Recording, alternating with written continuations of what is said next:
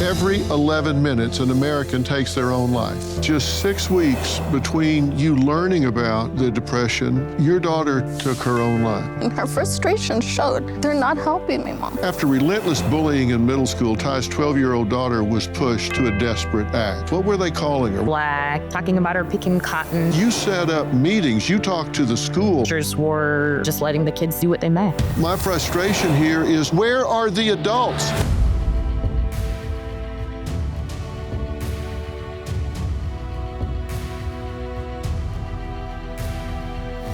Tonight, we confront one of the most urgent and heartbreaking crises of our time: suicide.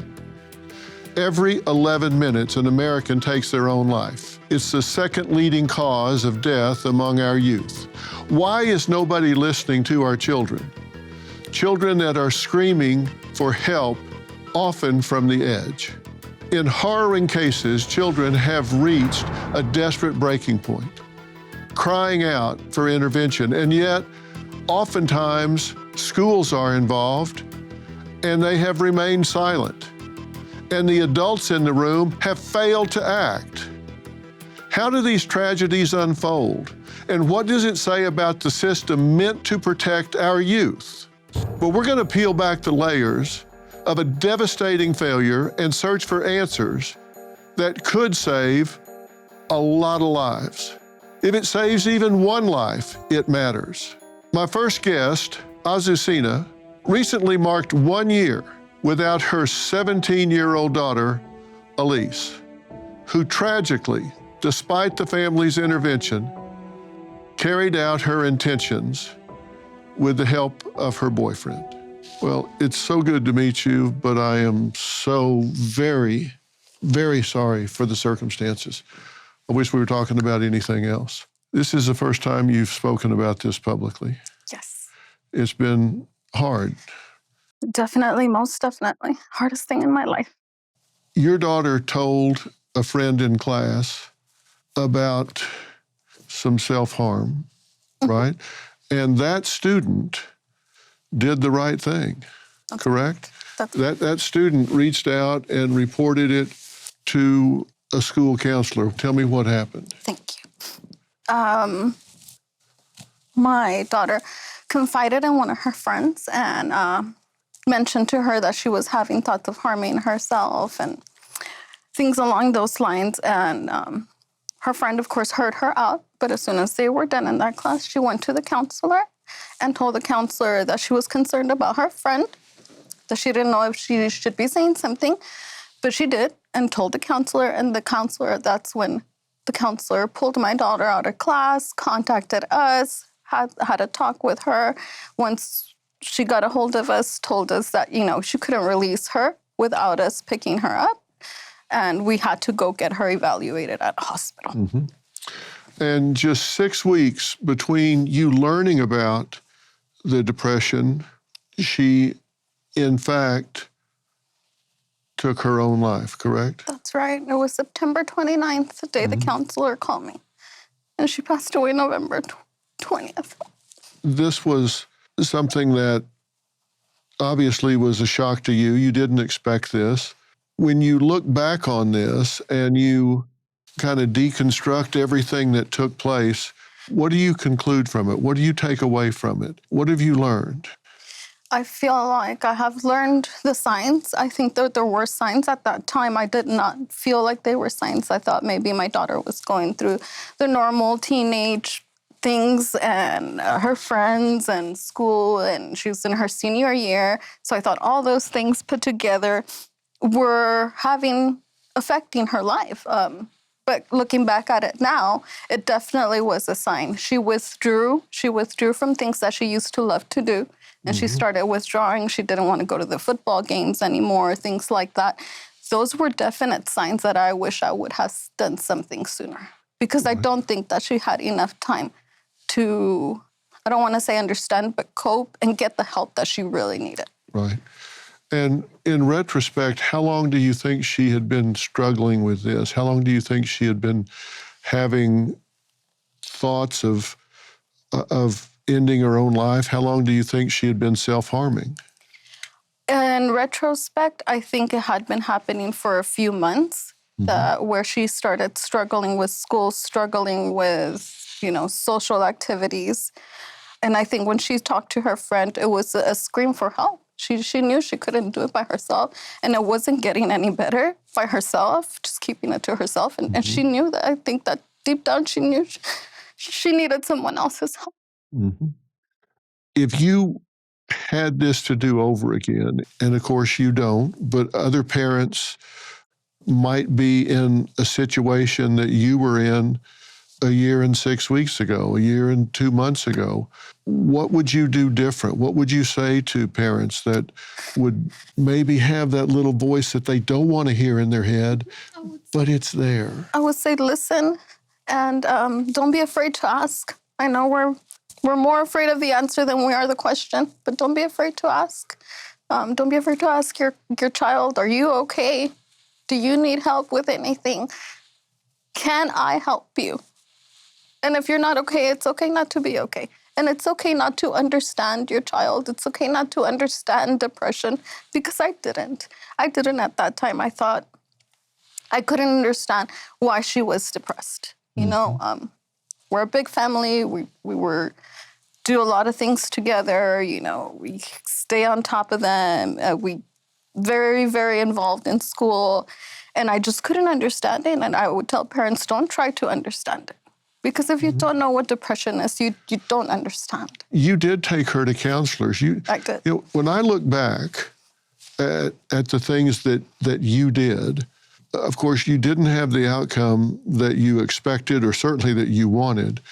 But when this hit your radar, you did so many right things. I have to tell you, if I was going to grade your paper, I'd want to tell you, I'd look for things to say that you should have done that you didn't do. But I have to tell you, you did so many right things here. And I want you to hear me when I tell you that. This is what I do for a living. And I'm telling you, you did so many right things. You got her professional help, right? Yes. You didn't bury your head in the sand. You didn't try to pretend it wasn't there. You stepped up and did the right things. You got her professional help. And she said, the counselors just seem like they're checking boxes. Yep. The people that she actually went into an inpatient program, and she said, everybody in here figures out what the counselors want to hear. Yes. Tell them what they want to hear so they can get out. She said they figure the system out really quick, and so we can tell them what they want to hear so we get out of here. And of course, that's cynical, and I know that these counselors don't do this to get rich. Trust me. Right. So they're doing the best that they can. You did the right things, but she didn't respond to the help, right? Right. And you monitor very closely. You kept a close eye on her. You didn't just kind of like go on. No. You kept a close eye on her. Especially after that moment, we definitely kept a close eye. She, had quit her part-time job. I didn't let her go back, I tried to do everything that I could, but it was frustrating when she would come home to me and she would tell me, and her frustration showed, they're not helping me, Mom. They're not helping me. All they're doing is asking me the same questions, and it's a list of questions. And depending on how I answer it is whether I get a good job or not. There's another piece to this, a piece you're going to find really hard to wrap your head around and really hard to find peace with. Coming up, we're going to talk about Elisa's boyfriend. He not only knew about her plan, he helped her carry it out. How did this happen? Where is the moral compass in all of this? We're going to talk about that and how Mom feels about that when we come back. When my sleep was off, it felt like I couldn't show up as my best self. That's why I'm so excited to share something that makes a real difference. Beam's Dream Powder. Beam is proudly founded in America and run by people who share our values, hard work and integrity, and delivering results. It's a science-backed, healthy nighttime blend packed with ingredients shown to improve sleep, so you can wake up refreshed and ready to take on the day. Dream is made with a powerful blend of all natural ingredients, reishi, magnesium, L-theanine, apigenin, and melatonin. Beam has already improved over 17.5 million nights of sleep, helping people across the country wake up and feel their best. Here's the deal. Beam is giving my listeners the ultimate Patriot discount of 40% off. Try their best-selling Dream Powder and get up to 40% off for a limited time. Go to shopbeam.com/Dr. Phil and use code Dr. Phil at checkout. That's shopbeam.com/Dr. Phil and use code Dr. Phil for up to 40% off. Support an American company, invest in yourself, and start getting your best sleep tonight. Let's cut to the chase. Your savings could be in serious trouble. When Elon Musk is out here warning us to brace for temporary hardship, you might want to listen. I trust Preserve Gold to safeguard my accounts, and I urge you to do the same. They're the only precious metals company I recommend. Are you going to sit back and hope for the best or take control of your financial future? Text Dr. Phil to 50505 to get your free precious metals guide from Preserve Gold. With gold prices recently breaking records and analysts predicting this trend to continue through 2025, you cannot afford to wait. As a bonus, you can get up to $15,000 with a qualified purchase from Preserve Gold. So don't wait. Text Dr. Phil to 50505. That's DRPHIL to 50505 today. What was the last interaction you had with your son? Right before he went upstairs, my dad had came over, we'd fixed my water well. It was a beautiful sunny day and we all were together, and for some reason he came right up to me and he said, "Dad, I loved you," and I hugged him and I kissed him and he's about this tall, kissed on top of his hair. I still remember the feeling of his hair against my lips, and then he went upstairs and I had to take a phone call to work, and that was the last time I saw him alive. 30 minutes later, my 8-year-old daughter came down the stairs and said, "Hey, he hung himself." And I ran up the stairs and we tried to save him. And look, Dr. Phil, I wish this on no parent, and I know parents can't even fathom that this could happen to their child, but they've got to talk to them and have the conversation. We didn't. Tonight, a grieving mother is struggling to understand the source of her daughter's depression and why she would take her own life. This is a question that we all need to talk about. Listen, the measure of any society is how they take care of their young people and their old people. The number 2 cause of death among young people is suicide. Think about that. Young, vibrant, healthy young people with their whole life stretched ahead of them. Think about what Elise has missed. I mean, that's what you talk about. She'll never get married. She'll never have children. She'll never have a career. So many things that she'll never get to see, never get to experience, that you'll never share with her because of this decision. Mm-hmm. And as a society, we need to pay attention to this. Your daughter got caught in a situation where our young people today have the highest level of anxiety, depression, and loneliness since records have been kept. So she's caught up in this wave right now where young people are forlorn. They don't know what to do. They don't know what to say. And as a society, we're failing these people. And all of us, all of you at home, you need to hear this cautionary tale. You need to hear this cautionary tale. Nobody solved this problem. This isn't just a statistic. This is a daughter. This is a young person who's gone. Assassina, her last day, the family spent the whole day together, right? That's right. You weren't an absent mother. We had a wonderful day, wonderful day. Yeah, and you actually thought, wow, maybe things have taken a turn for the better. Mm-hmm. You thought, maybe this is turning around. Maybe medication's working, maybe the counseling's finally working, and she's coming around, and she was happy, and she enjoyed the day. And she was with all of us. She didn't stay secluded in her room. And I thought, maybe it's now. Maybe it's time that things started changing.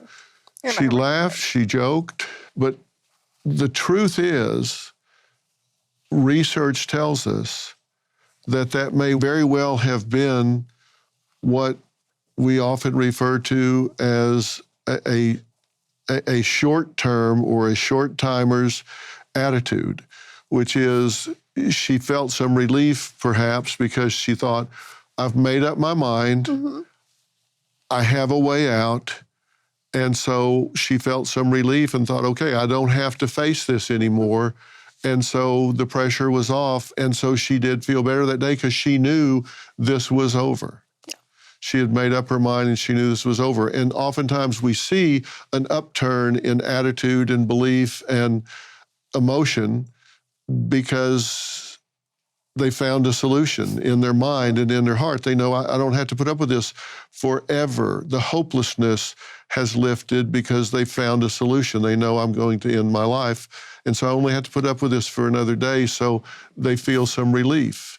And if that would stick, it'd be great, but it doesn't. It's just because they found they've got a short-termer's attitude because it's like, okay, I'm going to escape this. That's right. Do you think maybe that was something was going on? Definitely what was happening. Yeah.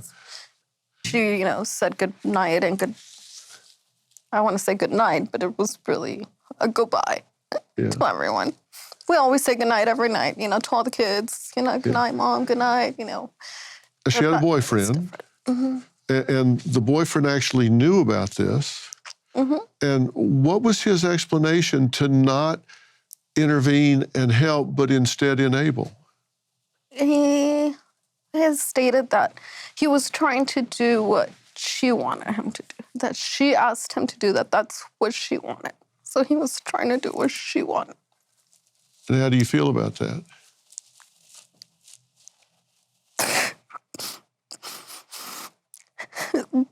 Horrible, absolutely horrible. How could you support that kind of decision? What in his mind made him think that this was the right decision to make? I don't, it's beyond me, and I don't understand. I don't understand why you would not ask for help. That's where I have a problem with where we are as a society, where we are in terms of our families, that there's not enough of a moral compass there, that he wouldn't go to his parents and say, here's the situation, that he wouldn't come to you as her mother, that he didn't have enough of a moral compass pointing towards true north to say, hey, listen, I hear her, but something's telling me that the end result here is going to be someone's life is gone. I know I need to step up and save her from herself. I need to do something here that makes a difference here.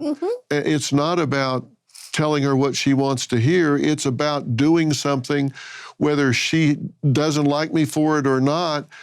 My moral compass tells me that life is precious and I need to protect this young woman, whether she never speaks to me again or not. I need to help. I need to do this. I need to go to my parents, her parents, an adult, the authorities, something, anything, anywhere, something was missing that didn't occur to him, or he didn't have the ego strength to act on that. It's such a permanent decision. I can understand agreeing with him on where you're going to have for dinner. But this it's not. It's so permanent. You helped her make a decision that was not just going to affect her. Yeah, and so he took her to that location where she had this planned out so she could carry that out, and then he left her there to do it. I am not going to be specific about what she did or how she did it because that's contraindicated. You don't do that. I don't want to glamorize that. I don't want to put the details out there. That's nobody's business. And there's something called contagion effect and copycat effect. I'm not going to put that out there for people to see and hear because likely somebody would think, oh, that's so romantic. No. We're going to do that. Clinically, that's contraindicated, and I'm not going to do that. So that's the reason I'm not doing that. It's nobody's business, and so I'm not going to spell that out. But there was a plan. She had it worked out. He took her there, and she went forward with that plan and ended her life. And I guess he went home. Yeah, and we found out, I mean, the moment that she left, it was not 5 minutes where she had walked out the door, and me and my husband realized that she was gone, and the cops came and they started looking for her, and we told them right away that she had been talking to him, and they went to go look for him at his house and ask his parents what was going on, and they lied. They all lied, said that he hadn't seen her in days and he had not talked to her. He was charged, and he's on 3 years probation. That's correct. But it could wind up getting completely taken off of his record if he behaves himself during this time. And I don't know him, not mentioning his name.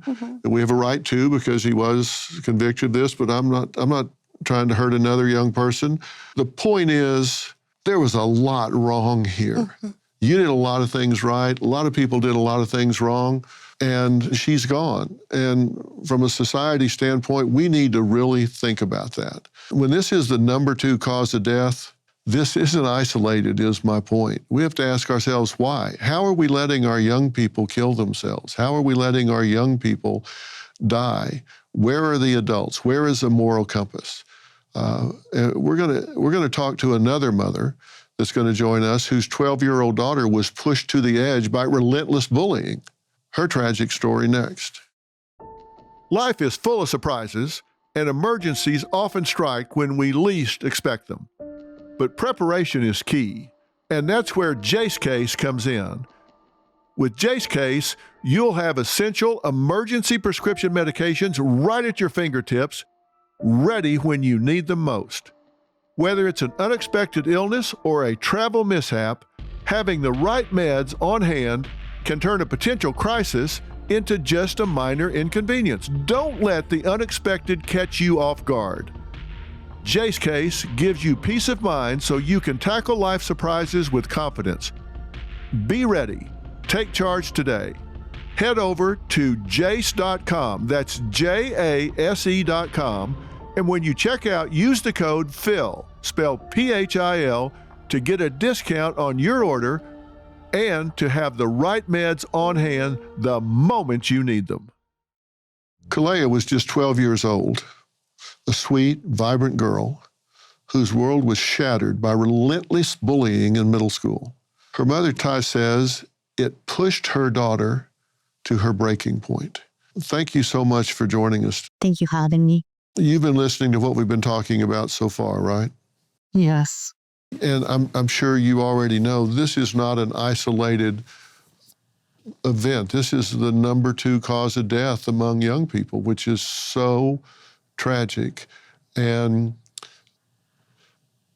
your daughter attempted suicide in March of 23, and miraculously she survived, but now she is in a vegetative state, correct? Correct. She's a total care, meaning she doesn't illustrate control of her body. And her father and I, along with the nurses, have to handle her day-to-day care. Now, you began to notice changes in her demeanor, her personality, just kind of her experience of life in the 6th grade when she started middle school. What were the first warning signs that you saw? Much like the other mother said, I noticed her being more withdrawn. I always described Kalea as vivacious, bubbly, effervescent, because that was her personality, just always off the walls. And when I would begin to pick her up, because I took her to school and I picked her up every day, and we would always discuss like how her days were. And it went from all of these anecdotes to, I'm fine. It was okay. She began to be really emotional. Just, you could really see that she wasn't her happy, bubbly self. It was more angsty, melancholy, I would call it. And this is a dramatic change, because I've seen pictures and some video and all, and talk about an electric smile. And I mean, this was a vibrant young child. So when you see the changes that you're describing, that's daylight and dark, right? I mean, this was a major shift. Absolutely. It was night and day. And that's what, so like I said, I always questioned her, but I started to really dig a little deeper because we couldn't understand. Like, my husband and I did everything that we could to make sure that she was able to live a life of comfort, that she was able to glean experiences that we never had for ourselves. We thought that we were doing everything that we could to, give her that perfect suburban existence. And it comes with a little more than what we expected. Yeah, and the little more than what you expected took the form of a group of what we refer to as mean girls, which is a group of 5 or 6 girls that began to bully her, correct? Correct. And this was relentless. And what form did it take? They were calling her names, and they were really relentless about this. What were they calling her? What were they doing? So, and they began to make fun of her appearance. At first, it was her skin color, calling her black, talking about her picking cotton. Then they started talking about her being a man, talking about her mustache on her face. It was just like all of these things. And, we really bought into the whole kids will be kids. Sticks and stones will break your bones, but words will never hurt you. Well, if it's not true, then it doesn't matter. But for Kalea, it was all that mattered. Of course, at that age, I mean, you're sensitive about these things. But as I was talking with Assassina here, you didn't just hang back. You set up meetings. You talked to the school. You wrote letters. You talked to guidance counselors. You didn't just leave her out there twisting in the wind. You talked to the school. What kind of reaction did you get? Oh, gosh. If I got a response at all, Dr. Phil, a lot of the emails that I sent went without a response. There was one that I sent specifically about a racist song being played in the classroom and talking about drinking grape Kool-Aid and a few other things that are stereotypical towards Black Americans. I didn't receive any response back from that. When there was the incident where a teacher was present when my daughter was being harassed at her desk while she was doing her work. She's being called a roach, being called a man. And when the student asked where the roach was, the teacher actually pointed over at my student during that time. And at that time, I refused to return her to school until we had a conference. And I felt like that incident was adequately addressed. The atmosphere was very much where teachers were a part of it, where they wanted to be cool kids. And so they would just sit back and let the classroom run itself instead of letting there be law and order, instead of there being correction. And they were just letting the kids do what they may. You see what I mean when I say society is not stepping up here? There are bullies that have been identified. They were identified by name. You knew who they were. They were identified to the school. At one point I believe it was in a letter, you said, what are you going to do if she were actually to kill herself? If this got to her so bad that she actually hurt herself or killed herself?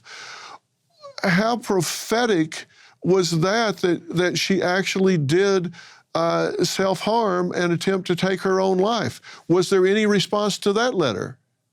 No.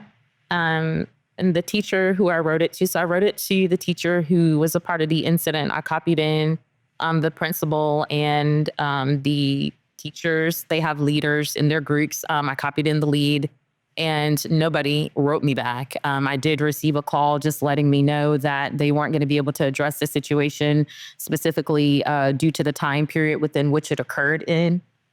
But Dr. Phil, I wrote that letter from 7th grade me, remembering what it was like for me in middle school and experiencing some of those things and recognizing fully the mental health impact there. I didn't write it thinking that Kalea was suicidal. I didn't write it thinking that this could actually be a chapter in her story. I wrote it from the wounded child that still lives inside of me. Right. Well, we're going to talk about that. And we're also going to talk about why the family's nightmare is far from over next. After relentless bullying in middle school, Ty's 12-year-old daughter was pushed to a desperate act.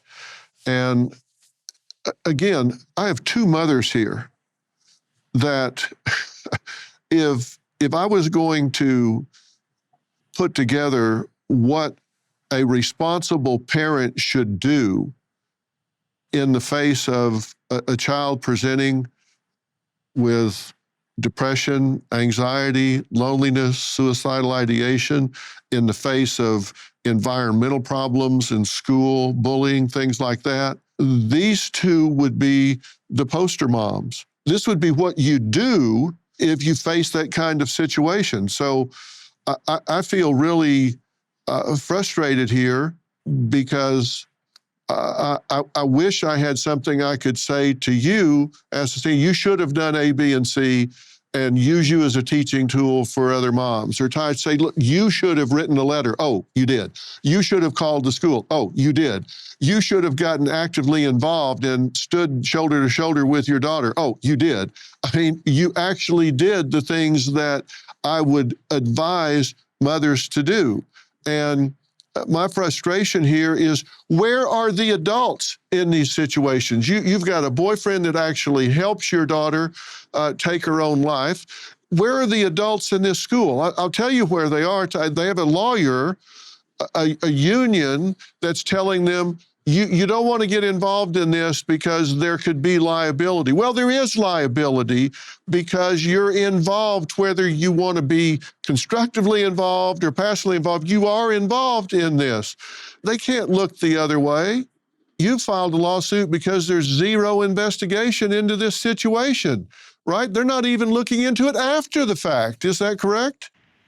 No, they're just shifting blame. So now we're moving on to mudslinging and wanting to investigate whether or not it was her home life, when we have evidence to support what was occurring within the halls of their school.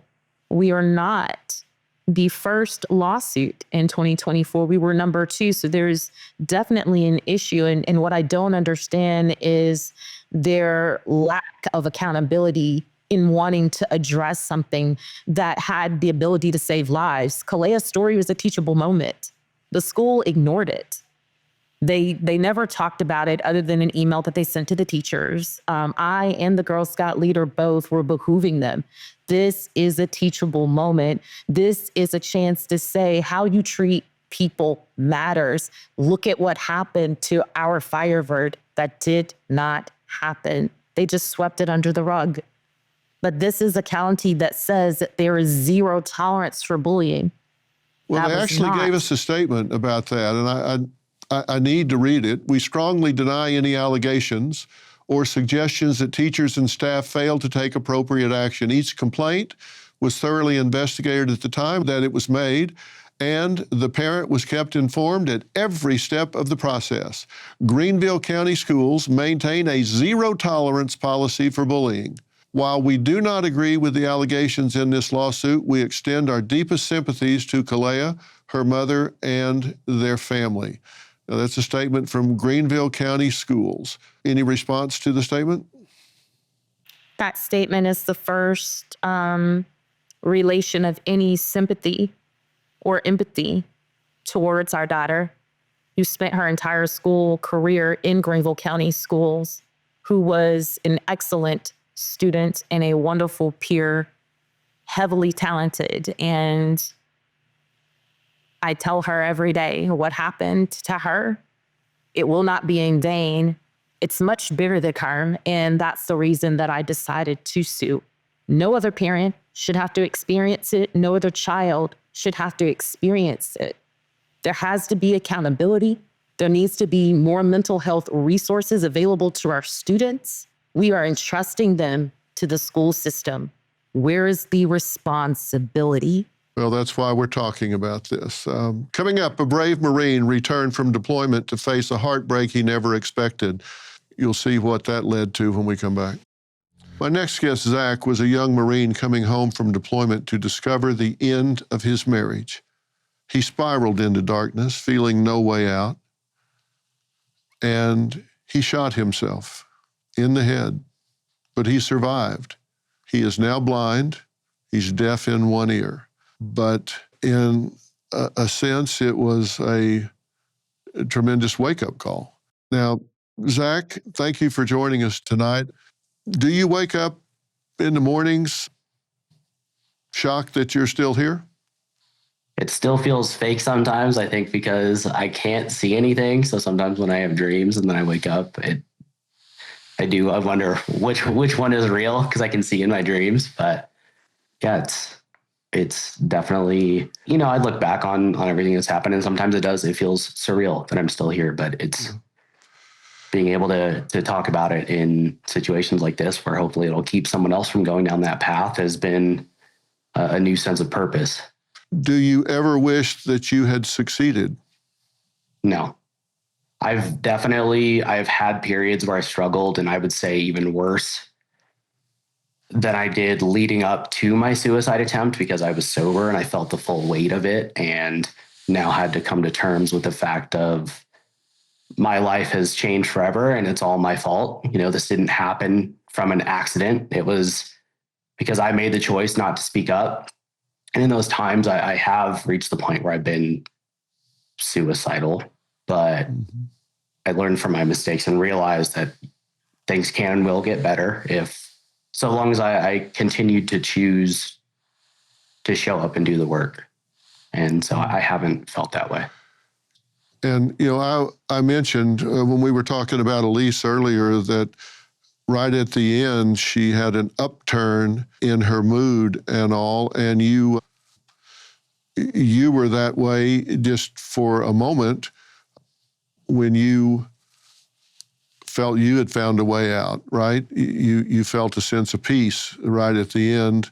You had found a way out, and it was over. Yeah, and I got the chills when she was talking about that. I'd never heard that short-termers phrase used before, but it was 4 days before I shot myself. It had been a year before that. I'd come back from my deployment, was in a really nasty motorcycle accident after that, and suffered a brain injury from that really kicked things off down the dark path that I wound up going down. But by the time that I reached that point on March 27th of 2019, I don't remember what triggered that, but for some reason that night I was stone cold sober, and that was the first time in my life that I'd ever mishandled a firearm. But something made me look to my concealed carry firearm and realize that this inescapable place that I thought I was in, or seemingly inescapable place, was all of a sudden escapable. And I cleared my gun out and held it to my head and decided that night that was going to be my ticket out. And a couple days later, on March 30th, my parents were at my apartment it was both my parents and my little sisters in the very room that I had just held the gun to my head a couple nights beforehand, and the same room that I would eventually shoot myself in the head in. They thought I was grumpy and tired, but I was going to school full time. I was working full time, and grumpy wasn't necessarily outside of my baseline by that point. And the next day I wound up shooting myself in the head. But even before that, I spoke to my roommate minutes before I went back in my room and pulled the trigger, having been recording a suicide video to my family when he got home. Yeah.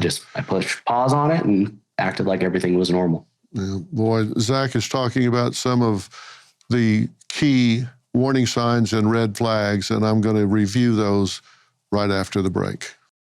Well, we've been talking about what I think is a societal problem, not an individual problem. And we were just talking with Zach, and he hit so many things that we need to be aware of. And I want to talk about some of these things. First off, the realities about who is at risk for suicide. Number one, people that talk about suicidal thoughts, these are realities. People that talk about suicidal thoughts can actually decrease the risk. It helps sometimes to talk about it and get it out. It's cathartic. People who talk about it are not just seeking attention. And if you hear people talk about it, then ask direct questions. Don't tiptoe around it. Ask them straight up. Are you thinking about killing yourself? Do you have a plan? Have you gotten a gun? Do you have pills? Is there something you're getting ready to do? Tell me the truth. Ask direct questions about it. People who die by suicide are not selfish cowards. They're often overwhelmed by intense emotional pain, hopelessness, and fixed beliefs. And by fixed beliefs, I mean they get tunnel vision. Also, that's what I was saying to you. So they can't see or hear anything else. And so sometimes you need to protect them from themselves. Therapy and medication targeting psychiatric illnesses or addiction often do help. Now, genetics and environment are also factors, it's true, but things that you can do actually help. Limiting exposure to options can save lives. When they put up fences around bridges so people can't jump off, that does lower the number of people that do it. When guns are locked up and put in safes so people can't do it, that actually helps. And those at risk often do show red flags. Zach was just talking about that. And what are those red flags? These are just a few. Preoccupation with death or violence, radical changes in grooming, exhibiting high-risk behaviors. All of a sudden, they don't care they live or die, so they'll go out and do wild things. Acquiring a means to take one's own life, like they buy a firearm or they have poison around. Giving away prized possessions. I mean, I know this sounds obvious, but if things that they really love, they start giving those away. Radical mood swings. Making heartfelt goodbyes to key people in their lives. Directly telling people, I'm going to kill myself, or I wish I were dead, or I'm sorry I'm such a burden. An unexplainable upswing in mood or demeanor indicates a short-term attitude. Extreme withdrawal. All of these things add up to things you should see. Somebody giving you a sign. It's a cry for help. Final thoughts next. All three of you are very brave to come here and share this tonight to help other people.